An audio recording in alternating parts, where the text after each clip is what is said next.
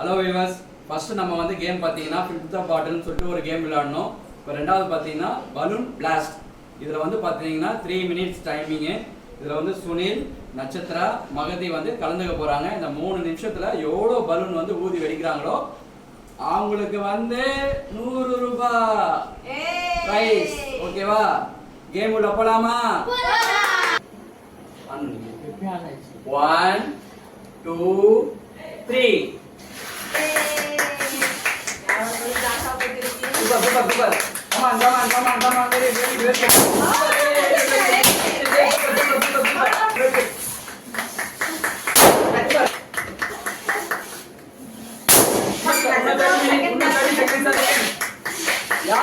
यार बबल करते हुए बोलो हमारा विनर.